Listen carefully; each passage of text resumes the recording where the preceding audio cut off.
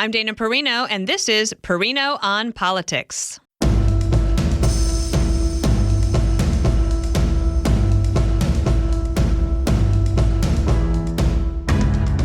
The slow summer months are rolling in, but the clock is ticking for the presidential candidates to make their cases to the voters. Welcome to Perino on Politics, where we give you everything you need to know from a 30,000-foot view of this week in politics. Joining me back on the podcast today with a look ahead at how the next few weeks will shape the election is Fox News Radio political analyst and editor-in-chief of Jewish Insider, Josh Kraushaar. He's a great friend, and you're a great guest to have on today because it does feel like now this is going to sound weird since this is a politics podcast, but it does feel that something happened. Maybe it was post-Trump's New York trial that the campaigns for both Democrats and Republicans have kicked into a different gear. Do you feel that way? It does seem. It seems like we're just at the precipice of the campaign. It feels like time is of the essence. I think, the starting with the trip that Biden took to Normandy to honor the 80th anniversary of D-Day and coming back to the States to prepare for the first big debate taking place at the end of the month. And you've got Trump and all the aftermath of the conviction in the legal case, but also holding a rally in one of the big swing states. And we're ready. I'm ready to have a real campaign to kick off. And I think the end of June is really going to be sort of the starting gun for this campaign. Josh, let's talk about President Biden's trip to France, to Normandy, to D-Day. The White House really raised expectations for the speech, basically saying Biden is going to be Ronald Reagan at this speech, at this whole event. David Muir of ABC News goes over there for a second time in the last 6 months to do an exclusive interview with President Biden. I think the first one was with the Ukraine trip or maybe the Israel trip. And for the second time, there's not even a story about it on abcnews.com. The only story that really came out of it was that Biden said he would not pardon Hunter if he's convicted of this crime in Delaware. Joe Biden's campaign has had trouble driving the news cycle. I think they consider it a relief, right, Dana, when there's no flubs being made in an interview. So that might count as a success in the eyes of his advanced team and in the eyes of his reelection campaign. But, we're grading on a curve, right? I mean, this was supposed to be a moment where President Biden drew parallels to Ronald Reagan and the Point du Hoc speech, which was one of the most, I remember learning about Peggy Noonan's amazing speechwriting back when I was in school. And I think this was more of a facsimile of what Ronald Reagan's 1984 trip. A lot of the same themes. It was important for Joe Biden to talk about the defense of democracy, the importance of the alliance in Europe against Russia on behalf of Ukraine. But the words didn't come out like Ronald Reagan's, and the text was not the same, and the headlines, as you said, Dana, are not the same. He didn't even mention October 7th and the attacks against Israel. Yeah, look, this is a theme that's come up quite a bit. It started with the State of the Union, when the president didn't connect the dots between the threats that Russia, Iran, and China all posed to our allies across the world. I understand, being in Normandy, focusing on the European alliance, but the reality is that we haven't seen the same degree of soaring rhetoric, the importance of defending Israel from a existential threat like Hamas poses to Israel in the same way. And that's been a bit, my goodness, Dana, we saw this protest right by the White House. It was awful vandalism, terrorist slogans standing right in front of 1600 Pennsylvania Avenue. And it was a very, very mealy-mouthed statement coming from the White House while the president... And not a single arrest. And the protest in D.C. happened on a day when Israel and the IDF rescue 4 of the hostages. And one of the things that comes from the White House is they're upset that civilians were killed in the operation because there was fighting that ensued afterwards. Israel didn't start the fighting. And I thought, well, but aren't if you are hiding hostages amongst Hamas in civilian areas, how can you blame the IDF for that, for rescuing their people? This is one of those examples, Dana, where the president would be much better served to unequivocally support Israel's defense of its country against a terrorist group, right? The trying to balance all sides of the coalition, the desire to say that you're mourning for civilians who were killed as part of this heroic operation that the IDF initiated to save four hostages who were held in captivity for 8 months, to not celebrate that as a White House and to kind of look. I think the end result is that they were. I mean, I don't think there was a lot to object to what the White House said and what the White House put out. Yeah. But the fact that they feel like they need to balance it with a mourning, as Kamala Harris, she was at a Detroit event Saturday night, and she's all, at the same breath that she praised the rescue of the hostages in Israel, she also mourn for the Palestinians who lost their lives. That just, you're not winning anyone over, and you're kind of annoying the voters, the moderate middle that you should be trying to lock down. And I do want to ask you about that in the second segment, but on the president and his trips to Europe, he's actually returning to Europe later this week for the G7. Then he's going to fly, when he gets back after a couple of days, all the way to California to do a big fundraiser that strangely Jimmy Kimmel is going to be the moderator of. Strange decision by ABC. Second mention, if you're drinking on the references to that network, you will have a good evening. But his schedule seems a little light on the campaigning front. And the reason I mention that is because I'm really thinking about the prep that is going to be needed for this June 27th debate. Yeah, well, it is unusual, I think, that the White House, or that the president is coming back from France to Delaware and then going back to the G7 summit. I think his schedule generally is lighter than other presidents have had, and there's, I think, a real concern that he needs to basically get the rest and recuperation that he needs to kind of keep things together.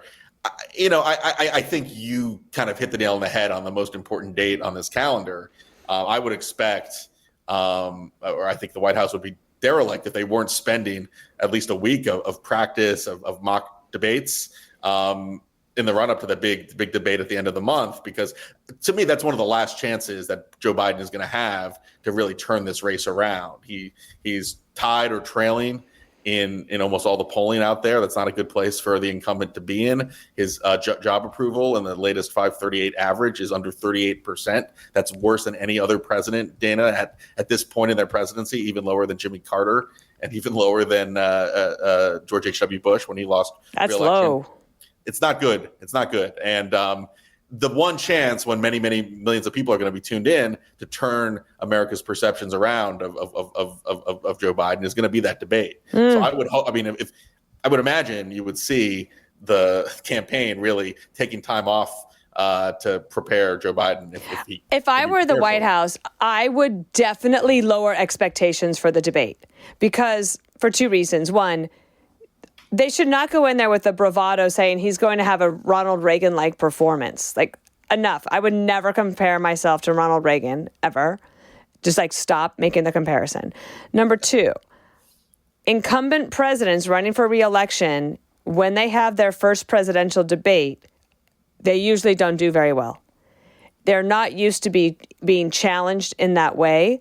They sort of are annoyed that they have to do it. They might have 25 other things on their mind, and they don't really put the focus into the prep that's going to be needed. Now, I don't know if President Trump is going to do that either, but for an incumbent president, that's typically what happens. And I think that June is really this make it or break it time for both of these gentlemen. Yeah, Dana, it was, first of all, it's unusual. The first time in my memory that we're not having a general election debate that is being held by the commission that holds. Typically, the general election debates are held in September and October, and this is off cycle. It shows how urgent this matter is for Joe Biden. He was the one who wanted a debate. He challenged former President Trump for a debate, and Donald Trump accepted. So as long as they live up to their promises, we're gonna have this unusual moment where the stakes couldn't be higher. Look, the big challenge for Joe Biden, and this is something we've talked about a lot, is just passing the test of being up for the job. Most Americans think he's too old to be president for another 4 years. They have questions about his health and fitness for office right now. He's kind of had these moments where expectations have been lowered, and he just manages to, just beat those expectations, like in the State of the Union back in March. But this is going to be a make or break moment for the White House, and I think they realize the urgency of it all. So the other thing is President Trump's back out on the campaign trail. He was in Vegas. It was hot for those folks out there, but they seem to love it. I was looking at his numbers with younger Americans and a more diverse group of younger Americans that seem to be in his column right now. How do you think he's doing as he heads into the final days? This Thursday, he's going to have I should say final days before the debate. He's going to be in Washington, D.C. at the Business Roundtable quarterly meeting on June 13th. Biden will be overseas. President Trump will be here trying to win another news cycle talking about the economy. So Nevada is an interesting state, Dana, because it's endemic of the issues that are plaguing the Biden reelection campaign, which is that working class, non-white voters are bolting the ticket. They are facing economic challenges like they haven't faced in some time. Inflation has really taken a bite out of their pocketbooks. Nevada is a state with a huge service-centered economy, staffing the casinos in the Strip. And they have not done well economically. And Trump says, I will end the taxes on your tip wages. I mean, on the tips. Yeah. And I got to tell you, as having been a waitress and looking at all these people that are working their butts off in the gig economy, got to imagine that's probably a pretty popular idea. Yes, it would have to be passed by Congress. But presidents, if they win and they have a little bit of wind behind them, if you decided to put that in to into legislative language and try to get it done, it might do a lot for those people. The economy is the number one issue in Nevada, and the issue that Biden has basically been dogged by has been the state of the economy. So that is the reason why every poll in Nevada shows Biden ahead. Just one last quick question for you before we take a quick break. The Teamsters head has asked for a speaking slot at both the RNC and the DNC conventions. Is that typical? No, it's not typical, and it shows how much love has been lost from Joe Biden's campaign when it comes to the blue collar unions. Remember, the Teamsters took a long time to endorse Joe Biden. And it was over the green agenda, the electric vehicle pursuit, the regulations, the executive orders. It took a while for even a very progressive union like the Teamsters to get behind Biden's reelection campaign. So the blue collar unions, the non-service unions, have been very slow to really embrace Biden's reelection campaign. Interesting. It's another example of, when Joe Biden has sort of fashioned himself as the union friendly president, and he doesn't have every union on his side. It's a big warning sign. Okay, let's take a quick break. We'll be right back. We are back with Perino on Politics. Josh Kraushaar is my guest. I wanted to ask you quickly about Donald Trump's vice presidential selection and the decision-making going into that. We know that they've apparently asked for paperwork and more information from, at first it was just 4 or 5, and now it's grown. I don't know what the truth is, but how important is that for President Trump going into the next 3 weeks? Dana, I think this is a huge decision. Okay. And the biggest piece of the puzzle that Trump still needs to fix is winning over those Trump skeptical Republicans who have been slowly and surely coming back into the fold. You have some folks in the donor community, Stephen Schwartzman, I think most notably in the last couple of weeks, getting on the Trump bandwagon despite criticizing the former president. You've had the Nikki Haley comment a few weeks ago. She's going to vote for Donald Trump reluctantly, perhaps. But getting those votes on his side, what I would call the Republicans from the more traditional wing of the party, the Trump skeptical Republicans, that's a huge piece of the reelection puzzle for the former president. And some of the names on the list, the running mate list, are the types of Republicans who could really, build that bridge to the other side of the party. I would point to, Marco Rubio, perhaps, also Governor Burgum, who was certainly, I don't think a lot of people knew who the North Dakota governor was before this presidential campaign, but he's really done an impressive job of putting his name on the political map, and Trump has a good rapport with him. He's a name I'm watching closely. But then you have sort of the more MAGA-oriented names on the running mate list, especially J.D. Vance, senator from Ohio. So there's a choice that Trump is going to have to make. Does he want to kind of double down on sort of the more MAGA-oriented message, or does he try to build a bridge to the more conventional Republican supporters? Tim Scott, also a name that would really, I think, satisfy both wings of the Republican Party. So that's going to be a big decision Trump's going to make in the next few weeks. I have a feeling it's going to be like an episode of The Apprentice where he's going to keep us hanging until the convention. But it is going to send us a key signal on how he plans to govern in a second term. And can I just ask you on timing? The RNC convention, I mean, it's not that far away. It's 4.5 weeks away as we sit here. It starts the 15th of July. So, yeah, it's close. Do you think he'll try to do this, right before the convention? Because the vice presidential candidate always speaks at the convention. I remember specifically John McCain making that decision not too long before the convention. So there wasn't too much time between the big announcement and the big speech.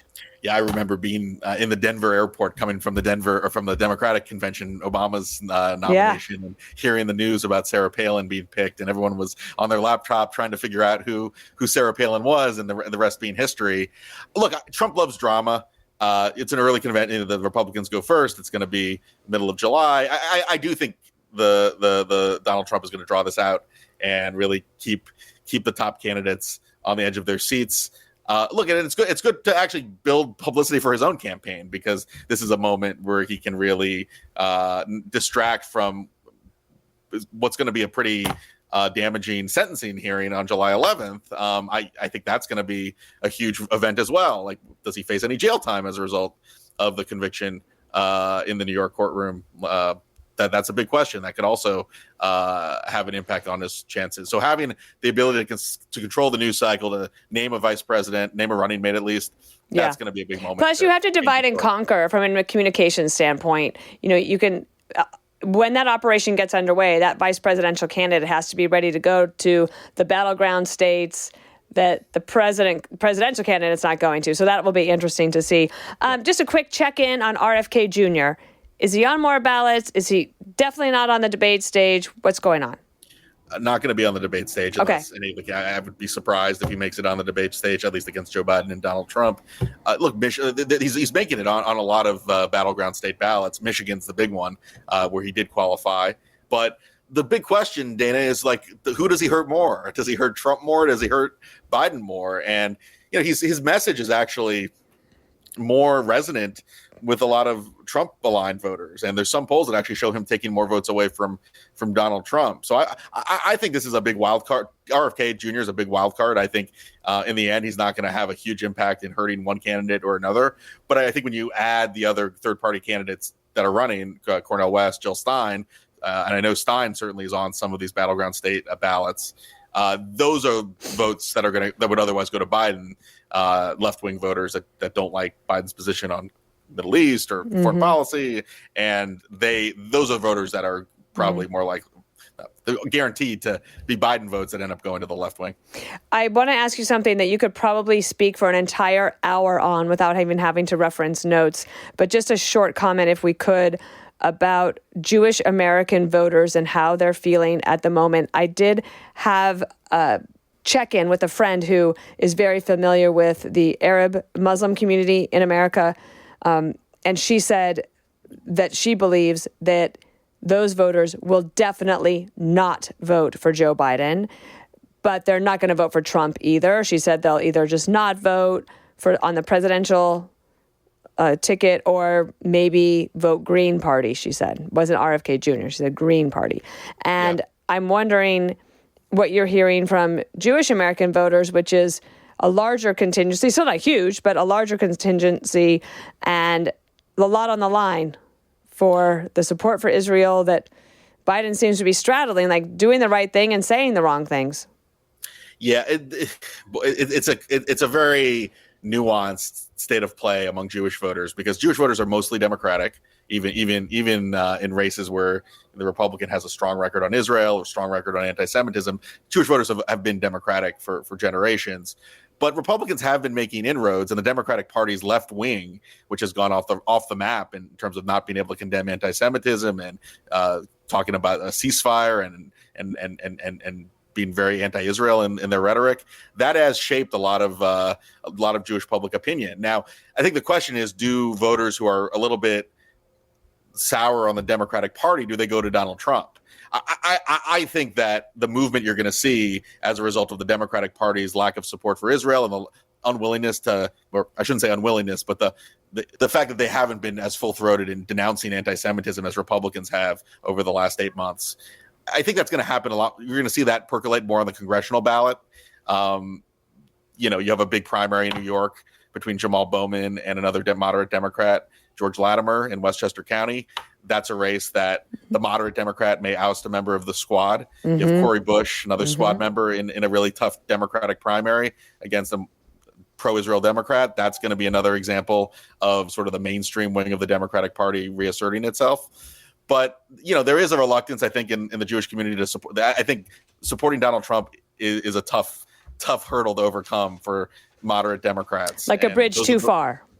And so I think you'll see movement down ballot. Look, there was a poll out today that showed Joe Biden only winning 61% of the Jewish vote. Donald Trump got 23%. This was done by a very reputable pollster for the American Jewish Committee. So what does that tell me?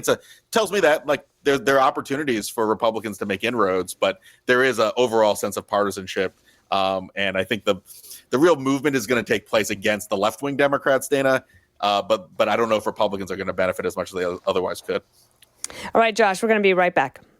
And we're back with Perino on Politics. Josh, this is where I have to ask you, we've covered a lot of ground today, but is there anything you're paying attention to at this point in the presidential election cycle, either on the presidential race or elsewhere, that I should have on my radar? Well, I would point to, the movie's made out of 3 weeks in a certain month, right? And this is the moment that the elections or history is decided. I mean, starting at the end of June, we touched on all these big moments, but you start out at the end of June with the big debate between Biden and Trump. A couple weeks later, you're going to have the sentencing hearing on July 11th that could decide whether Trump can even participate in his own Republican National Convention. Around the same time, you're going to have Trump picking his running mate. And then you're going to have the Republican National Convention and having the GOP putting its best face forward in Milwaukee. I think by the end of that 3-week, 4-week period, we're going to know who's going to be the favorite to win this election. If Trump is still ahead or if he's still neck and neck with Biden, despite all those hurdles he's going to have to overcome, having a good debate and picking the right running mate and having a good show in Milwaukee, it's going to be hard for Biden to really turn things around at that late stage. So I just think that the history books are going to be looking at what's coming up in June and July. And this is going to be one of those moments that is going to make or break the presidency. I'll be paying attention then. It's amazing. It's always amazing to talk to you. And honestly, I could go on for hours, but we'll get people back to their busy lives. I do have an experiment with you. I am ditching the trivia that I didn't like. It just wasn't hitting. Dana, you stumped me once or twice. It wasn't hitting for me. I didn't love it. But I do love I love interacting with so many people that are listening to this podcast now. And I love hearing from you. So please keep in touch. I went ahead and asked on today, what would one more question, I'm calling it one more question for Josh be? And I got a few good ones. You've answered a couple of them already. Okay, here's this one. Why should the people that intend to vote in the upcoming election pay attention to polls, or should we not pay attention to polls and just do our own research? That's a really important question, right? Because as part of doing my job, I kind of rely on polls just to get a pulse of public opinion. I also think it's really important as a reporter, as a journalist, to get out and cover events and talk to voters and really kind of have a very holistic view of where the public is in any given election. But polling is really important, and polling gets a bad rap because there've been some bad polls, and it's hard to figure out which poll is reliable and which one's going to be off base. Yeah. But I think generally the polling tells a pretty consistent picture, Dana, which is that this is going to be a close election. It's going to come down, to the same 4 or 5 states we're always watching on election night: Pennsylvania, Wisconsin, Michigan, Nevada, Georgia, Arizona. Yeah. That's 6. And, so I think that even though polling gets a bad rap, it does give us a good big picture of where this election stands. And the polling was kind of bad, I don't say bad, but the polling was off, I would say, in 2016. But whatever refinements that the polling companies did to try to capture this new way that we all live our lives and communicate back with people, in 2020, the polls were pretty accurate. They were pretty good. They were pretty, and even in 2022, when I think some folks expected Republicans to do better on the House side, it really did come down to a lot of bad candidates, and a lot of polls did reflect the fact that the storyline of the midterms was the national environment, was the mood wanting change the driving force, or was it the quality of candidates? I mean, one thing I'm watching this time around, and I've written about this a little bit, is that, Republicans have learned some of their lessons from 2022. Donald Trump is actually endorsing some pretty top tier Senate candidates who are much more mainstream, I would argue. Like Sam Brown in Nevada. This week, Sam Brown in Nevada, very inspiring story from his service in Afghanistan. You got, Mike Rogers in Michigan, Dave McCormick in Pennsylvania, Tim Sheehy in Montana. This is an A-list crop of Senate candidates. And the storyline that we kind of maybe underplayed in 2022 was that even though the environment was really good for Republicans, they just had some not ready for primetime candidates on that roster. Josh, great to have you. Where can we? I've signed up for the Jewish Insider, the morning email that you send out. I find it so helpful. You cover a lot of things important to Jewish Americans and about the war, but you have great political content for all audiences there. And so I encourage people to sign up. Where can they find that? Yes, you can go to jewishinsider.com. Just put your email in. You get the newsletter every morning. There's lots of my political analysis as part of it, as well as all the news that's going on in the Middle East. I love it because it's a quick read. You can do it quickly, and there's links to go further if you want. And we appreciate that kind of efficiency as we get ready. Josh, go have a great evening. Thank you so much. Thanks, Dana. Listen ad-free with a Fox News Podcast Plus subscription on Apple Podcasts, and Amazon Prime members can listen to this show ad-free on the Amazon Music app.